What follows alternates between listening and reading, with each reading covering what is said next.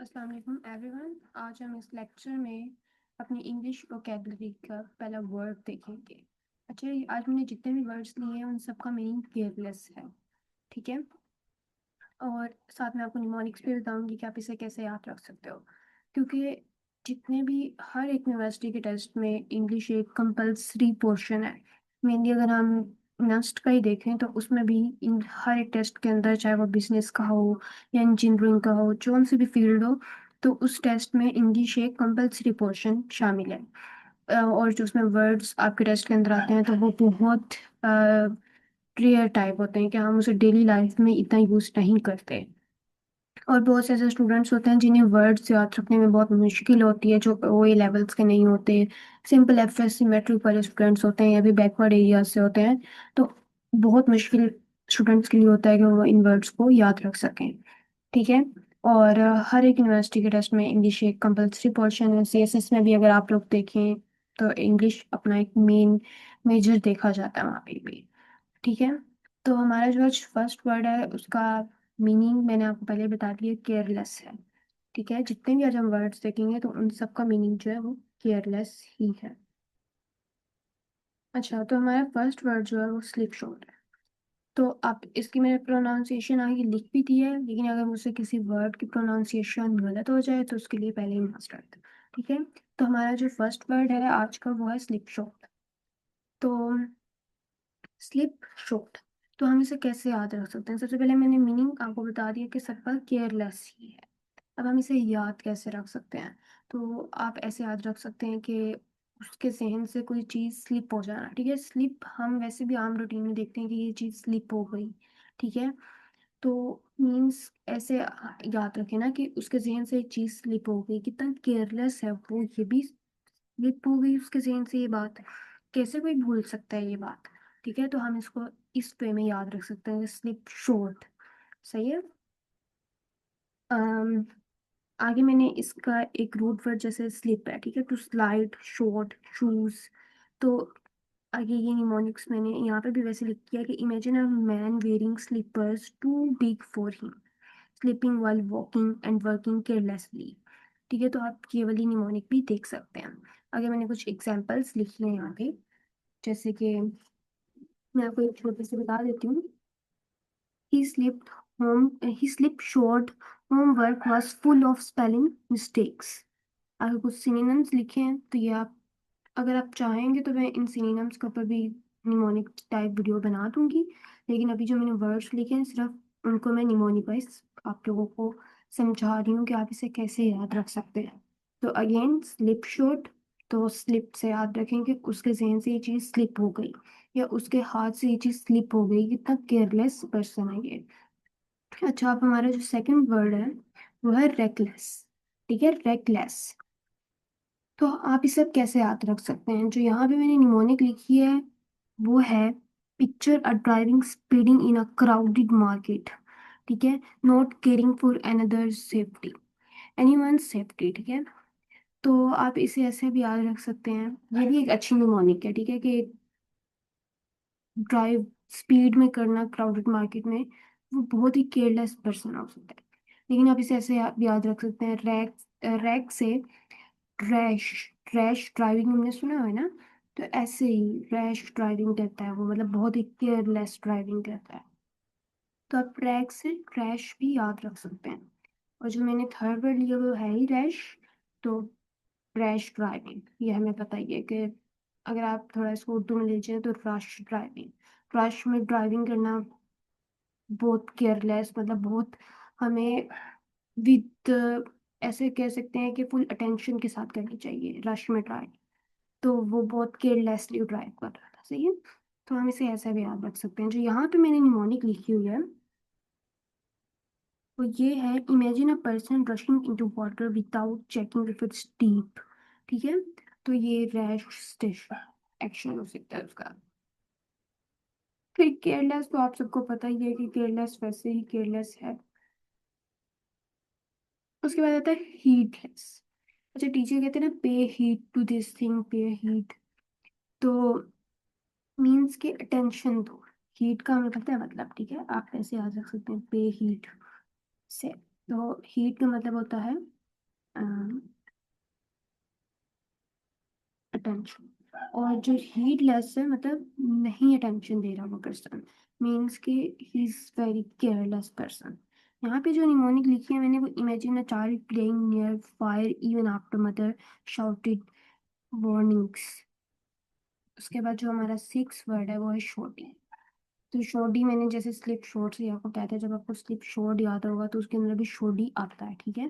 तो आपको ऐसे शॉर्टी भी याद ही रहेगा। वहाँ पे जो निमोनिक है, थिंक ऑफ चीप शूज। छोटी का मतलब शूज था ना। तो वहां पे कौन सी निमोनिक सीखी थी कि उसने बहुत बिग शूज पहने हैं, ठीक है, फॉर वॉकिंग एंड एटसेट्रा। तो think of cheap shoes breaking after one day, छोटी प्रोडक्ट। उसके बाद हम देख सकते हैं तो अनवेरी। अनवेरी मतलब be aware of this thing, ठीक है, मतलब बी अवेयर, केयरफुल रहो, ठीक है। तो वहां पे बी बी अवेयर, ये एक सेकेंड।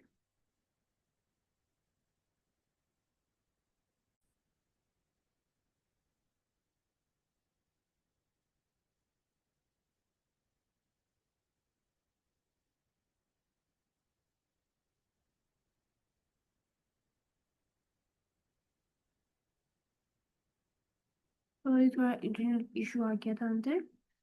तो आगे देखें तो बी अवेयर। अवेयर जो है ना, तो मतलब वो अटेंशन केयरफुल रहने को कहा है। तो आप यहाँ से भी इसे याद रख सकते हैं, अनअवेयर, अनवेरी को, ठीक है। Be aware of dogs, careful, very निकलता है यहाँ से, ठीक है। तो अनवेरी मीन्स केयरलेस। अन वैसे भी हम इसको नेगेटिव सेंस में लेके जाते हैं, ठीक है। अन को हम वैसे भी नेगेटिव सेंस में लेके जाते हैं। उसके बाद हमारे पास एट वर्ड है, निग्लेक्टफुल। तो ये कॉमनली हमें पता है कि ये चीज़ निग्लेक्ट कर देना, इग्नोर करना, केयरलेस पर्सन ही चीज़ों को निग्लेक्ट करता है, ठीक है। आगे ड्रीमीज, ये बहुत एक इम्पोर्टेंट वर्ड है, ये इम्पोर्टेंट है, ठीक है। तो ड्रीमीज दोबारा से मिस कर देना। कितना केयरलेस पर्सन है कि दोबारा से ये चीज़ मिस करती। जैसे अगर किसी का एक इंटरव्यू है शेड्यूल, ठीक है, इंटरव्यू शेड्यूल है, लेकिन पहले उसने मिस कर दिया, ठीक है, तो उसे एक री चांस दिया जाता है, ठीक है। लेकिन उसने वो वाला चांस भी मिस कर दिया, री मिस कर दिया, ठीक है। कि ये मैंने वैसे लिखा है, असल में इसको ये नहीं कहेंगे। तो कितना केयरलेस पर्सन है कि उसने दोबारा से ये चीज़ मिस कर दी, दोबारा से इंटरव्यू मिस कर दिया। तो हम इसे ऐसे याद रख सकते हैं। यहाँ पे न्यूमोनिक्स लिखी हुई है कि अ गॉड स्लीपिंग ऑन ड्यूटी।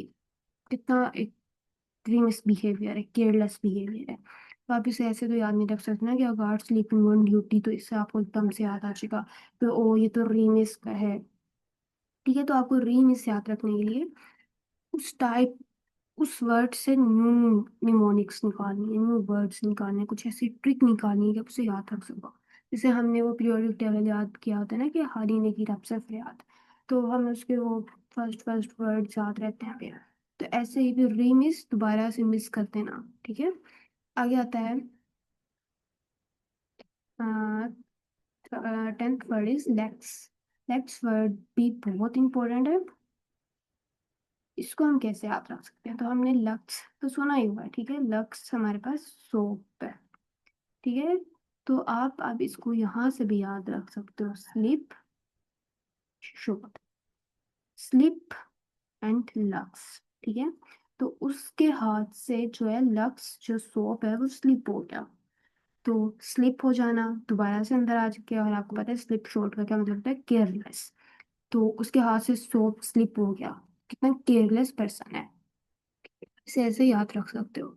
यहाँ पे जो निमोनिक्स लिखी है, think of a teacher who is too loose with rules, not strict at all. तो मुझे लगता है कि आप ये वाले निमोनिक्स जो इधर लिखे हुए हैं वो नहीं है सच याद रख सकते, क्योंकि ये तो उसको थोड़ा सा बस एक्सपैंड करती है। लेकिन लक्स सोप से आप क्लास में तौर पे याद रख पाओगे, और आप इन्हें लाजमी रिपीट रिवाइज करते रहिएगा, ठीक है। फिर अनमाइंडफुल, अब हमें पता है कि he is very mindful person, ठीक है, वेरी केयरफुल पर्सन। अन, मैंने पहले जैसे बताया है कि ये नेगेटिव के लिए यूज होता है, तो इसका मतलब है केयरलेस, ठीक है, not paying attention, for getting, unmindful है ये पर्सन। यहाँ पे लिखा हुआ है someone texting on the phone unmindful of traffic lights. तो जैसे मैंने पहले कहा कि ये आप ऐसे याद नहीं रख सकते, लेकिन फिर भी लिखना यहाँ पे जरूरी था, तो ये वाले लिखे मैंने। लेकिन जो मैं बोल रही हूँ, जब वो मैं निमोनिक्स वैसे समझा रही हूँ, तो उसके थ्रू आप याद रख सकते हैं। एंड मैं बताती हूँ कि आपने फिर इन सब को कैसे रिवाइज करना है और क्या चीज़ें करनी है। 12th वर्ड है हमारे पास फुल हार्डी, ठीक है, तो इसकी प्रोनाउंसिएशन आप लोग देख लेना। तो इसका मीनिंग भी रेकलेस है, जैसे मैंने रैश ड्राइविंग से आपको रेकलेस बताया था, ठीक है। तो फूल हार्डी आप इसे ऐसे याद रख सकते हैं। Wait a second please. Foolhardy, तो आप इसे ऐसे कर सकते हैं कि केयरलेस लोग ही फूल होते हैं, ठीक है। तो कितना फूल है ये पर्सन, कितना केयरलेस है ये पर्सन, ऐसे आप इसको याद रख सकते हैं, ठीक है। सॉरी, ये बैकग्राउंड थोड़ा सा शोर आ रहा है। अ, अच्छा, तो नेक्स्ट हमारे पास इसकी भी आपने मोनिक देख लीजिए, ठीक है। तो हमारे पास होता है हेस्टी, ठीक है। तो इसका यही है कि बहुत जल्दी में काम करना, ठीक है, जल्दी में काम करना, बहुत केयरलेस पर्सन है कि हर काम बहुत रश में ही होता है, ठीक है। तो आप इसे ऐसे भी याद रख सकते हैं। फिर ये जो 14th वर्ड है, इसकी प्रोनाउंसिएशन आप लोग देख लेना, लेकिन मैं इसकी निमोनिक जरूर आपको बता देती हूँ। इसमें देखें यहाँ पे लिखा हुआ है PET, ठीक है, पेट। तो पेट से आप इसको याद रख सकते हैं। इम्पेचुअस है वर्ड, अगर मैंने गलत प्रोनाउंस ना किया हो तो पेट से आप अगर किसी को कहो कि you are are pet, and the person get violent and take hasty decisions, rush में लेना डिसीजंस, ठीक है, तो केयरलेस डिसीजंस लिए जाते हैं गुस्से के अंदर भी। अगर आप किसी को कहोगे यू आर आर पेट, तो वो एकदम गुस्से में आके आपको कोई चीज चला के मार देगा या आपको कुछ कह देगा, तो वो एक केयरलेस डिसीजन है, ठीक है। तो वो एक गलत डिसीजन है, तो आप इसको ऐसे भी याद रख सकते हैं। तो ये इतना ही था। यहाँ पे वैसे मैंने न्यूमोनिक्स लिखी है कि a person jumping into a river without planning, ठीक है। तो उसका ये एक हैस्टी डिसीजन था, एक जल्द में, तो hasty decision always careless decision, ठीक है। तो बहुत केयरलेस पर्सन, तो अब आप इसको ये है कि आप इसको याद कैसे रख सकते हैं। तो आप इसको ऐसे याद रख सकते हैं कि जितनी भी मैंने निमोनिक्स बताई हैं, अगर आपको वो भी ज़्यादा अच्छी लग रही हैं तो आप अपने एक रजिस्टर पे वर्ड्स लिखो और आगे वो भी निमोनिक्स लिखते जाओ। लेकिन अगर जो यहाँ पे आपको स्क्रीन पे निमोनिक्स लिखी हुई नजर आ रही हैं वो ज़्यादा अच्छी लग रही हैं, तो आप इनका स्क्रीनशॉट लेके भी रख सकते हैं। तो आई होप कि आपको ये वीडियो समझ आई होगी और अच्छी लगी होगी, और आप मुझे सजेशंस भी दे सकते हैं कि नेक्स्ट वर्ड या रूट वर्ड मैं कौन सा लूँ। और please support and subscribe. Thank you.